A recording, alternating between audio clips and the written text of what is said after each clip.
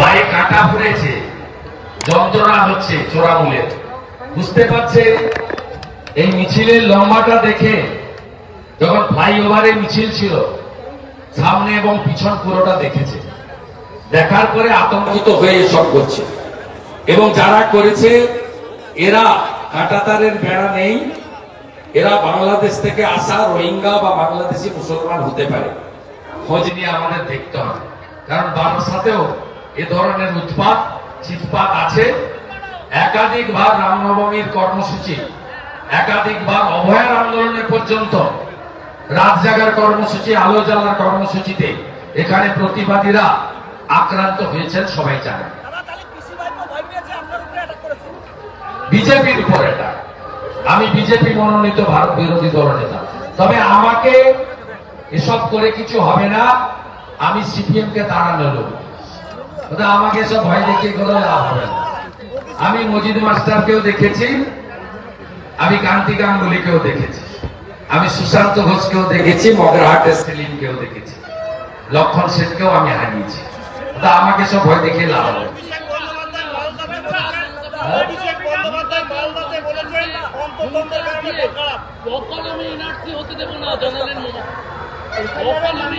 উত্তর election commission দিবে। ইনি সংবিধান মানেন না, গাজওয়ারি করে পশ্চিমবঙ্গটাকে রসাতলে পাঠিয়েছেন এবং রোহিঙ্গা বাংলাদেশি মুসলমানদেরকে বাঁচানোর জন্য বাংলা বাঙালির ড্রামা করছেন। অর্থাৎ ইনি ইলেকশন কমিশনকে আঙুল তোলার সাথে সাথে সংবিধানের 324 থেকে 329 যে অনুচ্ছেদ তাকেই আক্রমণ করছেন।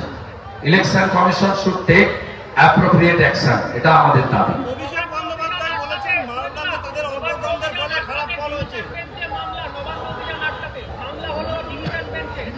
চলুন, অভয়ের বাবা মা ডাক দিয়েছেন, তিনি সব দলের অফিসে গেছিলেন। অন্য দল কি করবে জানি না, আমাদের শ্রমিক ভট্টাচ আমি তো প্রথম দিন থেকেই ব্যক্তিগতভাবে ছিলাম ওনার পরিবারের একজন হিসেবে। আমার সঙ্গে সেই যোগাযোগ বা একটা ভালোবাসার বা একটা শ্রদ্ধার সম্পর্ক ওদের সঙ্গে তৈরি হয়েছে। আমাদের রাজ্য সভাপতি শ্রমিক ভট্টাচ রাজ্য অফিস থেকে ঘোষণা করেছেন পতাকা ছাড়া এই অভিযানে বিজেপির প্রত্যেকটি কার্যকর্তা উপস্থিত হবে। আমরা বারে বারে বলেছি প্রত্যেকটি নারী কন্যা তারা বিচার পাক, এবং অভয়া একটা বড় ইস্যু, বিচার পায়নি। প্রমাণ লোপাট যিনি করেছেন তার নাম মমতা ব্যানার্জি, তাই তার বাবা মার দাবি দফা 1 দাবি 1 মমতার পদত্যাগ।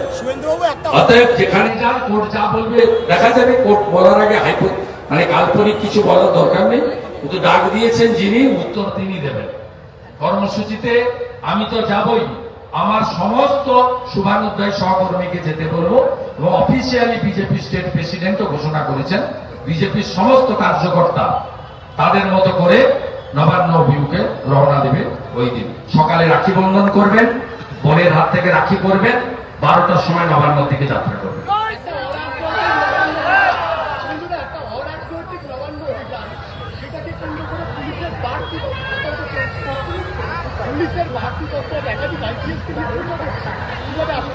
ভয় পেয়েছে, এটা সাধারণ মধ্যবিত্ত পরিবার, তার বাবা মা, তিনি যেভাবে মেরুদণ্ড সোজা রেখে লড়াই করছেন, এটা তো পশ্চিমবঙ্গের ক্ষেত্রে একটা দৃষ্টান্ত। অর্থের লোভ দেখানো হয়েছে, অনেক কিছু করা হয়েছে, কিন্তু করা হয়নি, কারণ ধর্ষকদের প্রোটেক্টর মমতা। উল্টো দিকে সোমনাথ অভয়ার দেহ তাড়াতাড়ি পুড়িয়ে দিয়েছিল বলে পানিহাটিতে তাকে চেয়ারম্যান করা হয়েছে। মমতা গিয়ে কেষ্ট যেহেতু পুলিশের স্ত্রী এবং মাকে ধর্ষণ করবেন বলেছিলেন, তাই কেষ্টকে পদ দিয়েছেন, কেষ্ট সিকিউরিটি বেড়েছে। অর্থাৎ ধর্ষকদের একটা বড় ছাতা আছে পশ্চিমবঙ্গে, বড় ছাতা, সেই ছাতাটার নাম হচ্ছে মমতা ব্যানার্জি। মৃত ভোটারদের নাম কাটা ঘিরে রাজ্যে বিভিন্ন জায়গায় চাঞ্চল্য।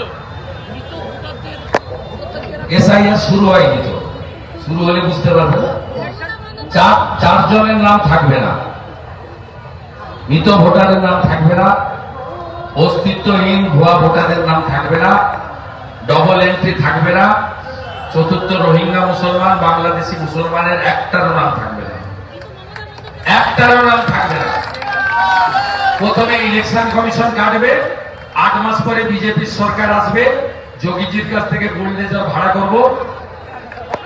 এবারে হাওড়া, অশোকনগর, ওদিকে গাইঘাটা, শরৎনগর সব তো বর্ডার, বাগদা সব বর্ডার, সন্দেশখালী, হিঙ্গলগঞ্জ পাশে বর্ডার, এপাশ থেকে ছুটবো, ওদিকে পড়বো।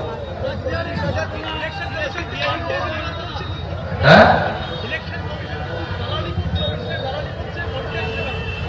সংবিধানকে অ্যাটাক করছে, ইলেকশন কমিশন শুড অ্যান্সার, উনি বলবেন। হ্যাঁ,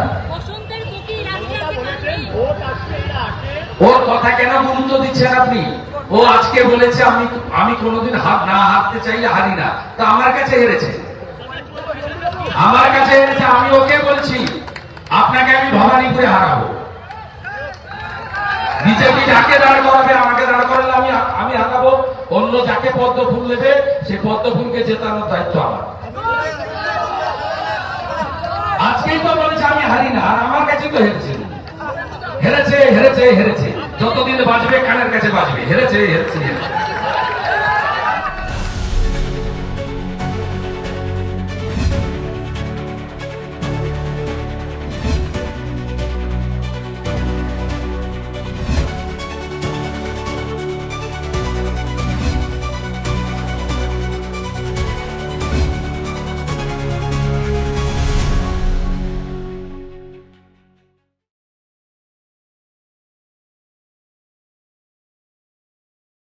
বড় বড় কথা সুনীল মুখার্জি সকালবেলা বলছিলেন টিভিতে, বাংলা বাঙালি বিরোধীদের বারাসাতে ঢুকতে দেব না। 8,000 লোক নিয়ে হেঁটে এলাম, এখনো তো 5,000 সামনে। দেখবি আর চলবি, উচিত মতো ফুলবি, কিছু করতে পারবেন না আপনারা। বারাসাত পুরসভার 35টা ওয়ার্ডের 80 জায়গায় জলের তলায় থাকে, লজ্জা লাগে না আপনাদের? আপনাদের 3 বারের এমএলএ চিরঞ্জিত, তোমার দেখা নাই রে, তোমার দেখা নাই, ডুবিয়ে দিয়েছেন রাজারাম নিউটন। তৃণমূলের মুসলিম ছেলেরা, ভারতীয় মুসলিম ছেলেরা তুলে তুলে ছবি পাঠাচ্ছে, দাদা ঘূর্ণি, দাদা জাংলা, পুরো বাংলাদেশে মুসলমান রোহিঙ্গা দখল করে নিয়েছে। এই ছবি, এই ভিডিও সব পাড়ায় তো আপনারা ঢুকতে পারবেন না, ওরাই তুলে পাঠাচ্ছে, সব বেদখল। বালু আবার বেরিয়েছে, মৃদঙ্গ বাজাচ্ছে হাওড়াতে, এক একজন কোন দল 2 বছর জেলে। আপনি ভাবছেন যে বেল পেয়েছে মানে জেল হবে না? আরো 4 বছর বাকি আছে। 2 বছর কেটেছে, আরো 4 বছর বাকি আছে। বাকিপুর কোথায়? আনিসুর কোথায়? দেবগঙ্গার ব্লক প্রেসিডেন্ট। আরেকটা মাতাল এমএলএ দেখলেন না, সভাধিপতি অশোকনগর। কি বিচিত্র এই তৃণমূল, জোট বাঁধন তৈরি হন। মমতা ব্যানার্জি চ্যালেঞ্জ করছে ইলেকশন কমিশনকে। আমি বেশি কথা বলবো না, আমরা 11 কোটি লোক যন্ত্রণায় আছি। এবার একটু ইলেকশন কমিশন বুঝুক যে পশ্চিমবাংলার মুখ্যমন্ত্রী কি জিনিস, একটু বোঝার দরকার আছে। আমি বিরোধী দলনেতা 4.5 বছরে 86 বার কোর্টে যেতে হয়েছে। চাষি আত্মহত্যা করেছে কোতালপুর বাঁকুড়া, তার বাড়িতে যাবো, কিছু সাহায্য করবো, আলু চাষি, ঢুকতে দেবে না পুলিশ, কোর্টে এসে পারমিশন নিয়ে যাওয়া। বিজয়া সম্মেলনী করবো, করতে দেবে না পুলিশ, কোর্টে গিয়ে করা। অভয়ের জন্য মিছিল করবো, দীঘাতে হিন্দু ঐক্য যাত্রা করবো, ভবানীপুরে হোলিকা দহন দোলের আগের দিন পালন করবো, সব কোর্টে যেতে হবে। অদ্ভুত রাজ্যে বসবাস করি।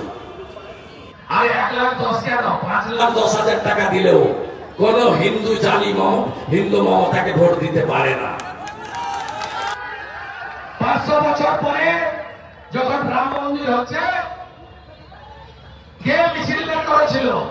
অনেক অবিজেপি মুখ্যমন্ত্রী ছিলেন, হেমন্ত সোরেন ছিলেন, আরো অনেকে ছিলেন। কেউ মিছিল বের করেনি।